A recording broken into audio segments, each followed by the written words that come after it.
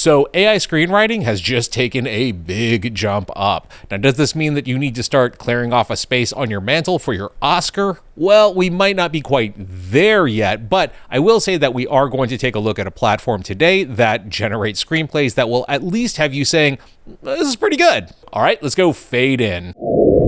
So this is PlotDot, which aside from being very fun to say, I mean, seriously, say it 3 times in a row, PlotDot, it's really fun. Well, this is obviously an AI-powered screenwriting platform. And funny enough, we actually took a look at this way back in October of 2023. At that time, I did think that PlotDot was pretty interesting. This is the earlier days of ChatGPT 4. We were still using 3.5 because, well, 4 was expensive. I'll have that video linked down below if you want to check it out. It is super outdated though. In that video, we ended up running a project called Echo of the Dragon. This was my Bruce Lee Terminator movie. And at the time, I noted that PlotDot was actually pretty good in terms of like structuring a screenplay or a story out, but also it really wasn't that great at the actual writing of the screenplay. I mean, we are talking about early versions of Claude and like GPT 3.5. Like this is, I think, our second page of the script, and this is the entire page. Characters very much speak in completely their motivation. I mean, it's like very bad video game writing. But again, overall, I did think it was pretty good in terms of, structuring out your story. And occasionally you would see like these glimpses of like, oh, well, that's a really good idea. Some of those might have been hallucinations, but there were still good ideas. Now, again, that was almost 2 years ago. And obviously we have come a long way since then. And well, in good news, PlotDot is back with PlotDot Horizon. So obviously this is kind of a 2.0 version of PlotDot. They've added in some new features. A lot of it feels very much the same, just streamlined and just a lot easier to use.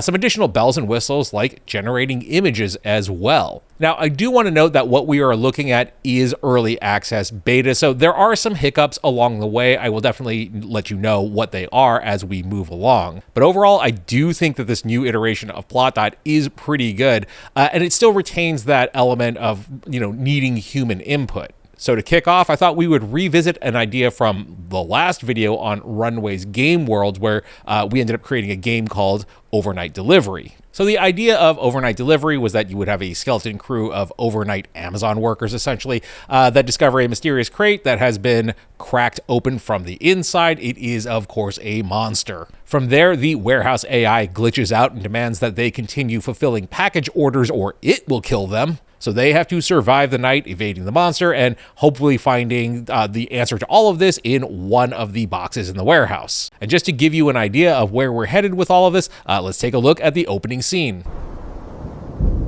Gonna start charging overtime if this thing bites me again. Put it on my tab. Pretty sure the last time it tried to eat you, you called it a misunderstood genius. Come on, please, just reset. Yes, productivity is on target. No, the storm's not affecting throughput.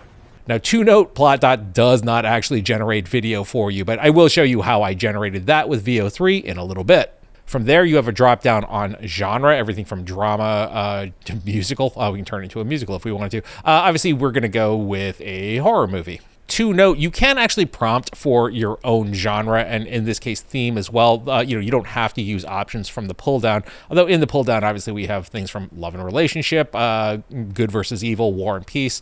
It's funny because just in this, I saw a couple of different ways that our script could go. Ultimately, I did end up choosing survival and resilience. And then finally, for our audience, this was actually kind of interesting as well. You can make this a family-friendly horror movie, but I thought it would be interesting to go with a niche art house audience, kind of turn it into an A24 movie. And then from there, you're basically into the brainstorming session. This is where things get kind of interesting. From here, it generates up 3 different log lines. Now, you can choose to use your own log line if you want to. From here, you can pretty much input as much or as little as you like. And of course, you can, generate story essentials with AI as well.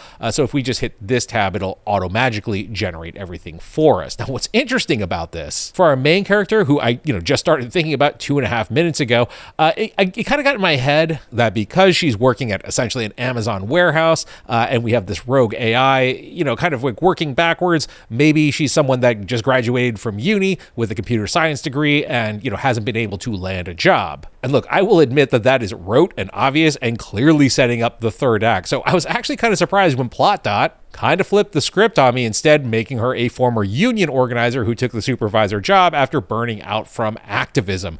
Yeah, it's actually kind of much better, as it does very clearly define why she would be our hero looking out for her workers, and adds in the detail of corporate versus labor. So yeah, I mean, kind of well done. From here, you will move into your character section, where it does generate up, character images for each of your characters. You can choose to add them in. Here's kind of the auto-generated characters over here.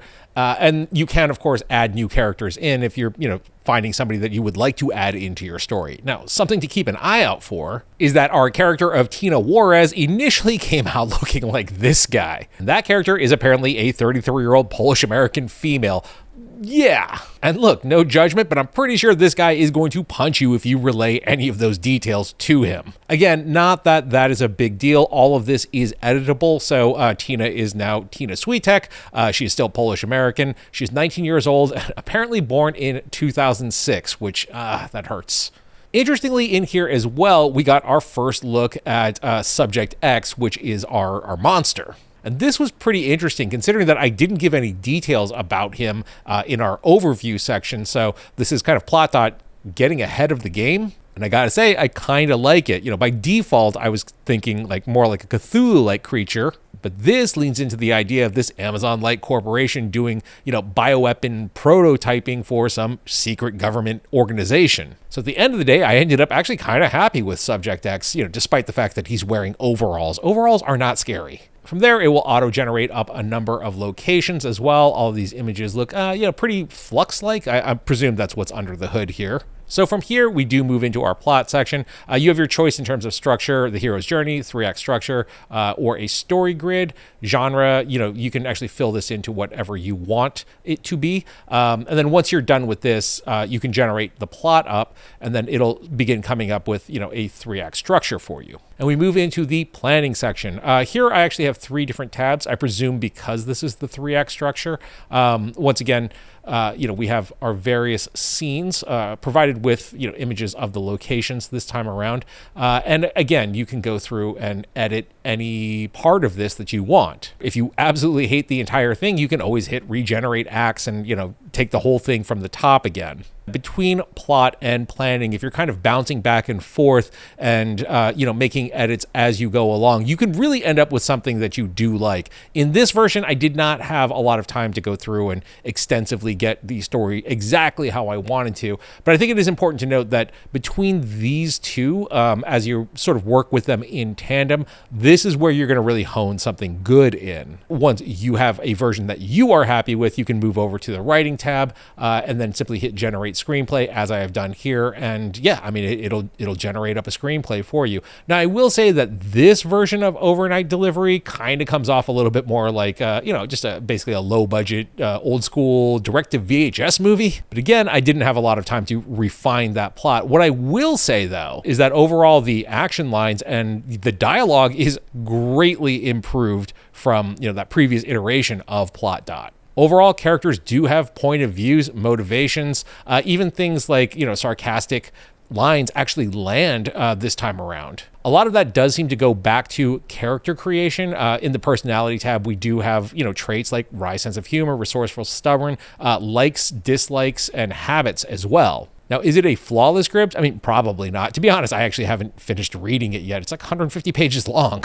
Now, one thing that I do hope that we'll see before this exits beta is the fact that our export functions are only in a fountain file format, Final Draft, text, and docx. I would like to see a PDF export available. Additionally, if I hit generate screenplay up here, it'll just generate an entirely new screenplay.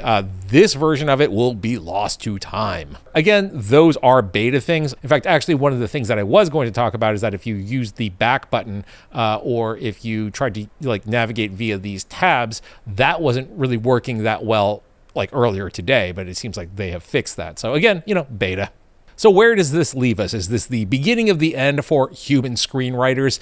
No, again, I don't think so. While the script does hit all of the things that, make it a script, it still definitely needs a human to go through and rework a lot of it. It does tend to be a little on the long-winded side. For example, our opening scene here runs, what is it? It's like 7 pages, almost 8 pages, a little over 8 pages actually, before, we change locations. But also it came up with ideas and kind of thematic elements that I would not have thought of. I mean, essentially we ended up generating up an entire screenplay in about like 30 minutes. And anyone that's written knows that writing is rewriting. So, if you consider this, essentially your bad first draft, I mean, it's not too bad. At the beginning of this, I was talking about like, the idea of it being an A24 movie. It's really not that. It's really much more of like a bad Blumhouse movie. Just hitting auto-generate, you're not going to get something like, say, like The Substance or Sinners out of this. By the way, Sinners was great. I just caught that the other night.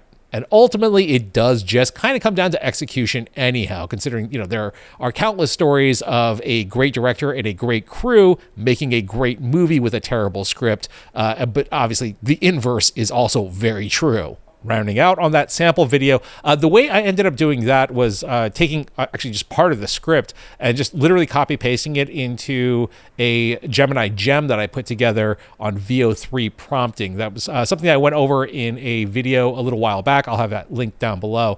So literally it was just the prompt of please take this script sequence and turn it into a VO3 prompt. I gave it roughly what I figured would fit within 8 seconds. And then, the prompt generator basically ended up generating out a prompt for us. I ended up using the JSON version of it, which I do find just kind of works a little bit better. So obviously it did end up taking me, a number of rolls to get here. And then I ran out of my free Gemini 2.5 credits. So I did have to go over to Google Flow to finish it off, and that took another 4 generations, it looks like. So yeah, the interesting part, of course, being, although we are still limited to 8-second generations and, we aren't great with consistent characters yet, it does kind of show that you could technically do a script breakdown into a video generator via JSON prompting, and it'll kind of work. So we do have a little bit of a way to go here, but I mean, it does show that this is doable. So in the meantime, get your scripts ready. When everyone can make anything, I mean, story is going to be the thing that's going to matter the most. The link to PlotDot is down below. Again, they are in limited beta right now. So keep that in mind. If you decide to join the beta, it will of course get better as, they get closer to full launch. As we always like to say here, this is the worst that it will ever be. In the meantime, I thank you for watching. My name is Tim.